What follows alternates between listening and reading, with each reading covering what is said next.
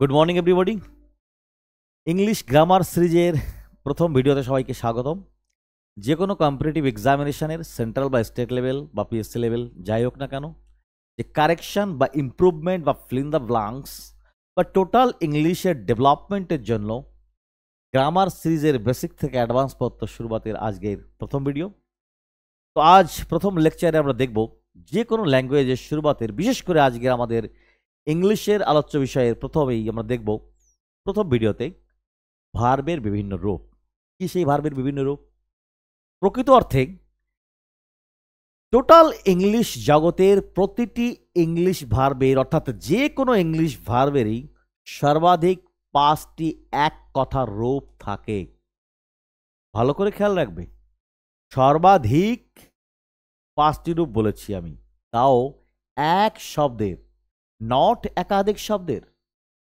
থাকতে পারে মূল ভার্বের সাথে অক্সিলারি ভার্বের যোগ, তা দিয়ে 4-5 ওয়ার্ড একটা ভার্ব ফর্ম ক্রিয়েট করে, কিন্তু তার কিন্তু আলোচনা নয়।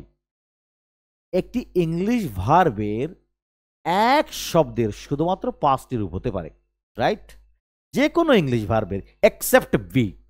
তো পেন আর পেপার নিয়ে আস্তে আস্তে লিখে নাও, টু দ্য পয়েন্টে আমাদের ছোট্ট কনসেপ্ট কি এলাবোরেট করবো আমরা কেমন, তারপর আস্তে আস্তে বিভিন্ন ভিডিওর মাধ্যমে আমরা বিভিন্ন টপিক্স নিয়ে, গ্রামারের এভরিথিংস নিয়ে আস্তে আস্তে আমরা আগাবো কেমন। তো দেখো, পেন পেপার নিয়ে রেডি হয়ে যাও।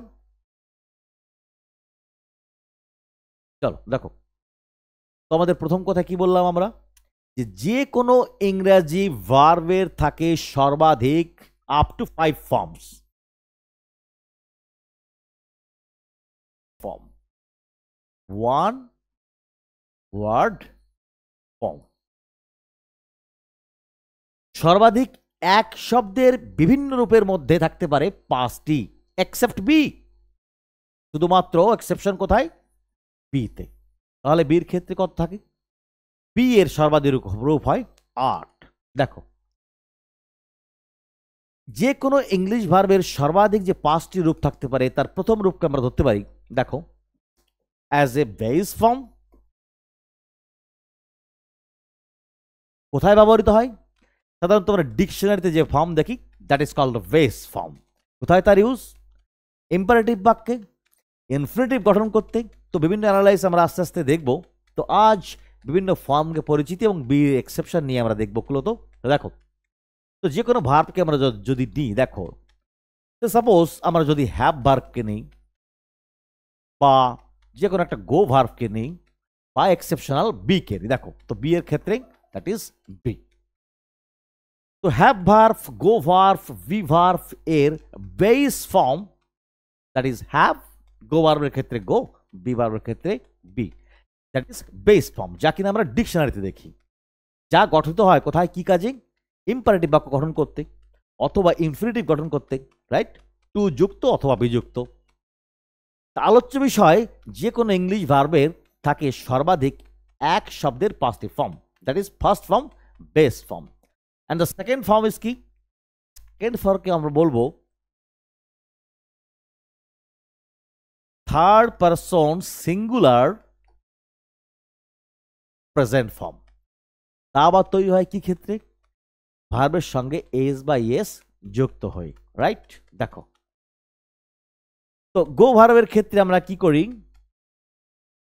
এস বা ইয়েস যুক্ত করে গোর থেকে আলাদা বৈচিত্র্যপূর্ণ আর একটা ভার্বের জন্ম দিই, দ্যাট ইজ গোজ, রাইট?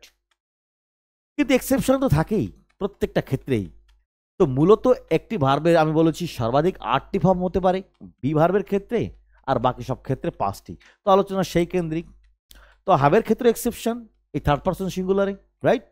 কিন্তু নয়, দেখো, হ্যাভের আবার পরিমার্জিত সংক্ষিপ্ত রূপ হিসেবে আমরা লিখি হ্যাজ, শুধুমাত্র এস দিয়ে আবার ভি কেটে, দ্যাট ইজ এক্সেপশন। দেখো, যে কোনো ল্যাঙ্গুয়েজে এক্সেপশন তো মাস্ট থাকবেই, কারণ গ্রামার তো তৈরি হয়নি, ল্যাঙ্গুয়েজ ডেভেলপড হয়েছে, দেন ল্যাঙ্গুয়েজকে অ্যানালাইজ করে সর্বসাধারণের বোধগম্য করার জন্য গ্রামারের analysis.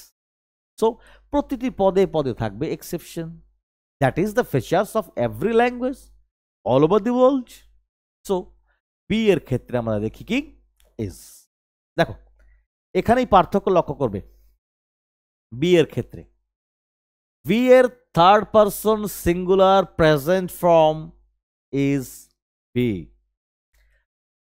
Third person singular present বা প্রেজেন্ট ফর্ম আর বেস ফর্মের ডিফারেন্স কি তা তোমরা একটু পরেই বুঝে যাবে। দেখো, যদি তৃতীয় ফর্মকে আমরা দেখি, past form, and the fourth form is past participle, and the fifth form is ing, that is form, অর্থাৎ ing যুক্ত ফর্ম। এই ইংলিশ গ্রামারে যে কোনো ইংলিশ ভার্বের ing যুক্ত ফর্মের আবার দুটি নাম থাকে, রাইট? একটা প্রেজেন্ট পার্টিসিপল হতে পারে, আবার জেরান্ড। তো সেই বিষয়ে আমরা অ্যানালাইজ আগে দেখব। তো আজ যেটা দেখার বিষয় যে কোনো ইংলিশ ভার্বের সর্বাধিক 5টি রূপ থাকতে পারে এক্সেপ্ট বি। তো বি এর অ্যানালাইসিস সঙ্গে সঙ্গে আমরা প্রত্যেকটি ফর্মের রূপভেদ দেখব, আর দেখব বি এর ক্ষেত্রে কি তার এক্সেপশন, আর বুঝবো ডিফারেন্স বেস ফর্ম আর প্রেজেন্ট ফর্মের মধ্যে ডিফারেন্স কি। দেখো, তো যে কোনো ভার্বের ক্ষেত্রে গো এর ক্ষেত্রে আমরা যে 5টি বৈচিত্র্যপূর্ণ চেহারার রূপ নেয় একটি verb, base from go, third person singular present form ES যোগ করে গোজ, past from went, and the past participle gone, and ing form is going, right? So these are the 5 forms of a single verb in English language that are totally different from one another, একে অপর থেকে আলাদা। অর্থাৎ একটি ভার্বের যে বিভিন্ন চেহারা দেখতে পাচ্ছ প্রত্যেকটি আলাদা চেহারা, রাইট? এবং প্রত্যেকটি কিন্তু গো ভার্ব। তো গো ভার্বের বিভিন্ন রূপ, এই সর্বাধিক বিভিন্ন রূপ হতে পারে যে কোনো ভার্বের একই শব্দের মধ্যে বা একই ওয়ার্ডের one word form, that is 5, not more than that, up to 5, সর্বাধিক 5 হতে পারে এক্সেপ্ট বি। চলো হ্যাভের ক্ষেত্রে দেখি। Have, has is the third person singular present form, past from had, past participle had, দ্বিতীয় কোশ্চেনের জন্ম, and the having. What is the second question? Second question is যে past form and past participle form are the same. In English grammar কিছু regular ভার্বের past form আর past participle একই হয়। This is one of the features of the English language. আবার irregular ভার্বের ক্ষেত্রে past form আর past participle form আলাদা হয়, right? This is one of the features, right? তো আমাদের মূল আলোচনার বিষয় থাকবে আজকে যে কোনো ইংলিশ ভার্বের যে 5টি সর্বাধিক এক ওয়ার্ডের শব্দ হতে পারে, that is all except B. B এর ক্ষেত্রে থাকে কটি ফর্ম? 8টি ফর্ম, রাইট? তো দেখো, খেয়াল করবে হোয়াট ইজ দ্য মূল difference between base form and third person singular present বা প্রেজেন্ট ফর্ম। যাকে তুমি থার্ড পারসন সিঙ্গুলার প্রেজেন্ট বলছো, একটি পরেই দেখবে তাকে আমরা বলবো থার্ড পারসন নট সিঙ্গুলার, বলবো প্লুরাল প্রেজেন্ট, রাইট? দেখো, তো বি ভার্বের base form B, third person singular present tense form that is, যদি আমরা পাস্ট টেন্সের ফর্মকে টানি ওয়াজ অ্যান্ড ওয়্যার, দুটি ফর্ম। past participle been, and ing যুক্ত form that is sometimes called gerund and sometimes participle being. তো এই হলো ইংলিশ ভার্বের বা বি ভার্বের 5টি রূপ। তাহলে আমরা যে জানি বি ভার্বের আরো দুটি ফর্ম রয়েছে, am আর is। কোশ্চেন হলো, sorry, am and are, am এবং আর, রাইট? তো am আর আর কোন ফর্ম? তো জেনারেলি কনসেপ্টের মূল যে বিষয় সেটা হচ্ছে am আর আর একই বেস ফর্ম নাকি third person singular present tense form? বলো। এ তো am আর আর না তো বেস ফর্ম না তো third person singular present form, তাহলে কোন ফর্ম? এই কারণেই তো বলা হয়েছে যে ইংলিশ ভার্বের ওয়ান ওয়ার্ড সর্বাধিক 5টা ফর্ম থাকতে পারে এক্সেপ্ট বি। বির ক্ষেত্রে, তাহলে বির ক্ষেত্রে কটা? 8টি। আর সেই দুটো নাম কি? সেই দুটো নাম হলো, দেখো আমরা এর স্থানে রিপ্লেস করে বসাবো অ্যাম এবং ইজ। তাহলে নাম কি দেব আমরা? কি নাম দেব? Am are are, sorry once again, am এবং আর। তাহলে আর কোন ফর্ম? আর হচ্ছে present plural form, not person. পারসনের উল্লেখ দরকার নেই। This is present plural form, this is present plural form. Am first person singular present form, third person singular present form is is, first person singular present form am. এবার are পারসনের দরকার নেই, first person, second person, third person. এবার direct বলো present plural form হচ্ছে be ভার্বের are. এই হচ্ছে বি ভার্বের 8টি one word form in total English grammar. Next ছোট্ট concept, what is the difference between base form and present form? Base form আর প্রেজেন্ট ফর্মের পার্থক্য কি? দেখো, বেস ফর্ম যা আমরা দেখি ডিকশনারিতে, তা মূলত ইম্পারেটিভ সেন্টেন্স গঠন করতে অথবা ইনফিনিটিভ টু দিয়ে ইনফিনিটিভ গঠন করতে অথবা টু ব্যতি রেখে ওয়্যার ইনফিনিটিভ গঠন করতে আমাদের ইউজ করা হয়। কিন্তু যখন আমরা প্রেজেন্ট টেন্সের ফর্মের কথা বলি, প্রেজেন্ট টেন্সের ফর্মের কথা বলি, দ্যাট ইজ এ টেন্সকে ফলো করে, টাইমকে উল্লেখ করে। কি পার্থক্য দেখো, আমরা বেস ফর্ম থেকে ইম্পারেটিভ বা ইনফিনিটিভ গঠন করি, নট প্রেজেন্ট ফর্ম থেকে। এবং 99% ক্ষেত্রে, বেশিরভাগ ক্ষেত্রে বেস ফর্ম আর প্রেজেন্ট ফর্ম যেহেতু সেম হয়, তাই ওখানে সৃষ্টি হয় কনফিউশন, রাইট? কিন্তু আমরা ইম্পারেটিভ আর ইনফিনিটিভ গঠন করি শুধুমাত্র বেস ফর্ম থেকে। তাহলে প্রেজেন্ট ফর্মের গুরুত্ব কি?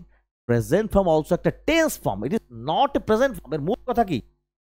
Third person singular present tense form, it is tense form.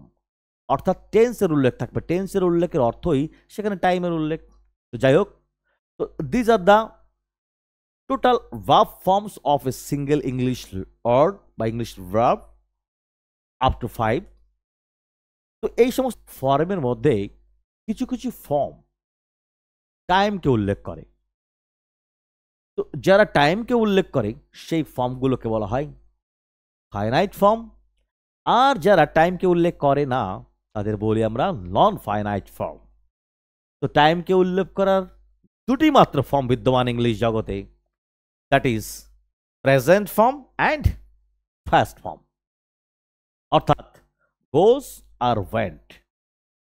যে কোনো ভার্বের ক্ষেত্রে হ্যাজ অ্যান্ড হ্যাড, এই আমি যার আর ওয়াজ আর। তো these are the only two forms, that is present forms. Say third person, first person, singular এর বিষয় না, that is present form and past form. এরাই একমাত্র টেন্সকে উল্লেখ করে, অর্থাৎ এদেরই টেন্স হয়। ইন ফিউচারে তোমরা দেখবে যখন আমি টেন্সের আলোচনা করব, this two are called finite forms. বাকি দুনিয়ায় যা থাকলো, that is base, gone and going, are called non finite, অর্থাৎ এরা টাইমকে উল্লেখ করে না, right? As usual in case of base, go, go দিয়ে আমরা কি করি? ইনফিনিটিভ গঠন করি। I want you to come, আমি চাই তুমি আসো। To come is a single instruction, right? To যুক্ত ভার্বকে আমরা কি বলি? ইনফিনিটিভ। আবার টু বিযুক্ত ভার্বকেও বলি আমরা ইনফিনিটিভস। আবার শুধুমাত্র ভার্ব দিয়ে আমরা কি করি? ইম্পারেটিভ সেন্টেন্স গঠন করি, ইনস্ট্রাকশন দিই, অর্ডার দিই, আদেশ দিই, উপদেশ দিই, রাইট? শুধুমাত্র।